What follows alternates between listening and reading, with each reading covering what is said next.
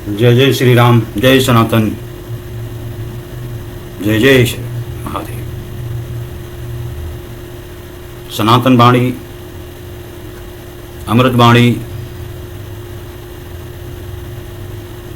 आज जो हम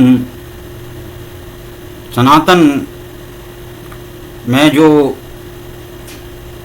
कैलेंडर में मास हैं, महीने हैं, उनके विषय में, और जो इस समय मास चल रहा है, ज्येष्ठ मास चल रहा है, उस विषय पर प्रकाश डालेंगे, चर्चा करेंगे। सनातन कैलेंडर में चंद्रमास नक्षत्रों पर आधारित हैं।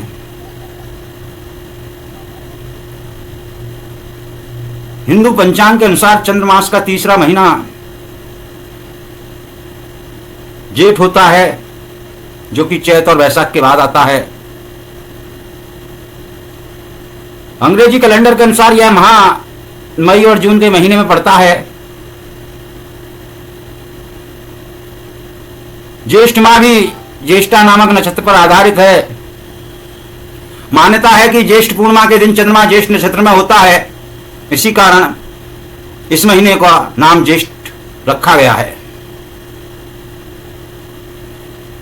और इस बार यह 8 मई से 5 जून तक, पूर्णिमा तक यह ज्येष्ठ मास रहेगा। ज्येष्ठ मास में सबसे अधिक गर्मी रहती है। वातावरण और शरीर में जल का स्तर गिरने लगता है, अतः जल का सही प्रयोग करना चाहिए। इस माह में खान पान की बीमारियों से बचाव आवश्यक है।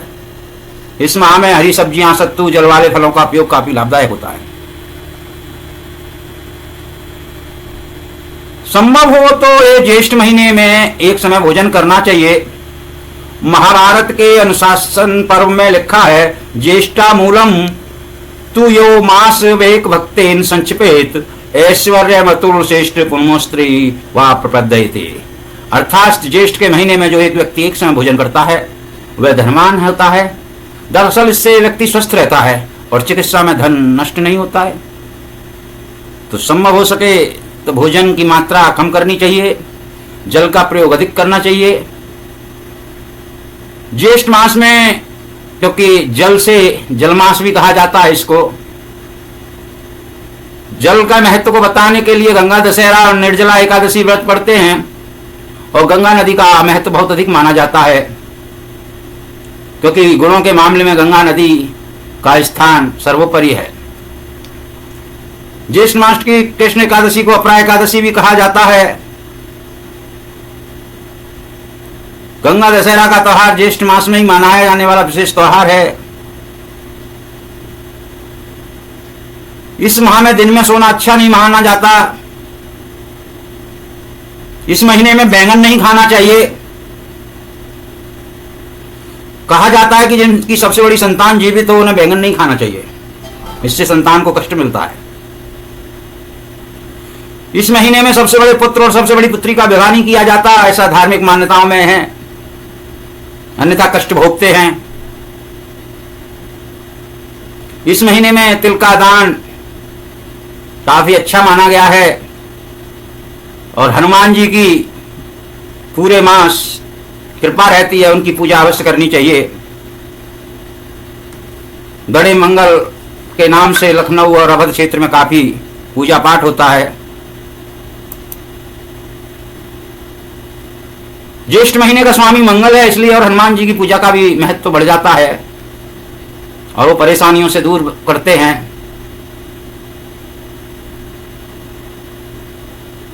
इन्हीं सब के साथ मैं अपनी वाणी को विराम दूंगा और आप लोगों से पुनश्च अनुरोध करूंगा कि सनातन धर्म की परंपराओं को, रीतियों को, रिवाजों को आने वाली पीढ़ियों को अवश्य देकर जाएं। उन्हें छोटे छोटे तीज, त्योहार, व्रत, कथा आदि अवश्य बताएं और हो सके संभव तो उन्हें निभाएं। संगठन से जुड़ें और सनातन धर्म के प्रचार प्रसार में अपनी महती भूमिका निभाएं। जय सनातन, जय संस्कृति, जय संस्कार, जय जय श्री राम, जय जय